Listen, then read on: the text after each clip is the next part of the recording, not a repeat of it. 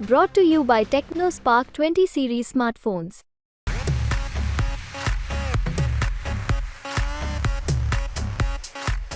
પરસોત્તમ રૂપાલા દ્વારા ક્ષત્રિય સમાજને લઈને જે નિવેદન આપવામાં આવ્યું તેનો વિરોધનો વંટોળ છે તે શાંત થવાનું નામ નથી લઈ રહ્યો. સતત લોકોનો રોષ છે તેનો ભોગ બની રહ્યા છે પરસોત્તમ રૂપાલા, અને એક જ માંગ છે કે ગમે તે થાય પરસોત્તમ રૂપાલાની ટિકિટ છે તે રાજકોટથી રદ કરવામાં આવે. આ બધાની વચ્ચે હવે રાજકોટના રાજવી છે માંધાતાસિંહ તે હવે સામે આવ્યા છે, અને રાજકોટના રાજવી માંધાતાસિંહે પત્રકાર પરિષદ કરી છે, અને આ દરમિયાન તેમણે આ સમગ્ર મુદ્દાને લઈને નારાજગી તો જતાવી જ છે જે નિવેદન આપવામાં આવ્યું છે તેને લઈને. આ ઉપરાંત તેમણે ભારતીય જનતા પાર્ટી અને ક્ષત્રિય સમાજને આ સમગ્ર મુદ્દાનો સુખદ નિરાકરણ આવે તેના માટે પણ અપીલ કરી છે. શું બોલ્યા છે માંધાતાસિંહ, સાંભળો. આપણે સૌ સ્વતંત્ર ભારતના સ્વતંત્ર નાગરિકો છીએ.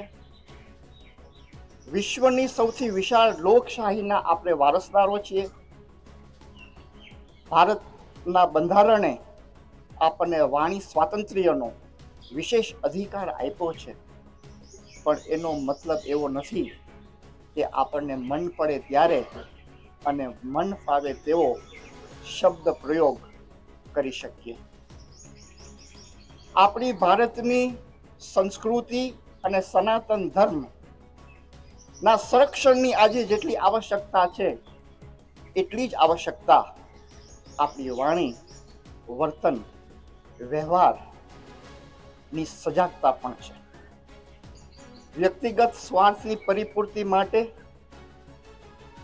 અન્ય કોઈ પણ વ્યક્તિ, જૂથ, સમૂહ કે સમાજ માટે કોઈ એવી ટિપ્પણી કરવી એ મારી દ્રષ્ટિએ માનવતાનું હનન છે. તાજેતરમાં ભારતીય જનતા પાર્ટીના રાજકોટ લોકસભા મત વિસ્તારના ઉમેદવાર શ્રી પરસોત્તમભાઈ રૂપાલાએ આપણા રાજા મહારાજાઓના ઉલ્લેખ સાથે ક્ષત્રિય સમાજની દીકરીઓને માન, સ્વમાન, સન્માન અને સ્વાભિમાનને ઊંડી ચોટ પહોંચે એવું વિધાન કર્યું તે સાંભળીને મને અત્યંત આઘાત લાગ્યો છે. મારી વાણી, બુદ્ધિ, ચિત્ત અને હૃદય પર આ આઘાતનો ચોટ એટલો ઊંડો અને તીવ્ર છે કે હું ખામોશ થઈ ગયો હતો. લોક સાહિત્યના મર્મગ્ન અને ભારત સરકારના એક કેબિનેટ મંત્રીના મુખેથી થયેલા ઉચ્ચારણો એક રાજ પરિવારના સદસ્ય તરીકે આઘાતજનક હોય જ, એ સહજ અને સ્વાભાવિક છે. આ ઉચ્ચારણોથી આહત થયેલો ક્ષત્રિય સમાજ, મારા વડીલો, આપણા યુવાનો, અમારા બહેનો, દીકરીઓ અને માતાઓ ને આજે જાહેરમાં આવીને મીટિંગ્સ રૂપે, રેલી સ્વરૂપે, ધરણા અને આવેદન પત્રોના માધ્યમથી પોતાની લાગણી, માંગણી અને રોષ વ્યક્ત કરે છે, એનો મને ભારોભાર દુઃખ છે, વેદના છે, એનો રંજ પણ છે. પરંતુ એક ક્ષત્રિય અને રાજ પરિવારના એક સંતાન તરીકે મારી આપ સૌને,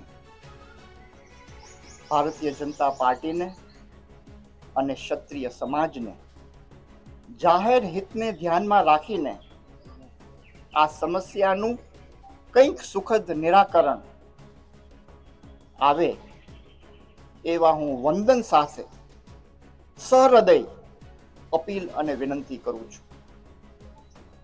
હું પ્રત્યેક સમાજના દીકરીઓ, બહેનો અને માતાઓને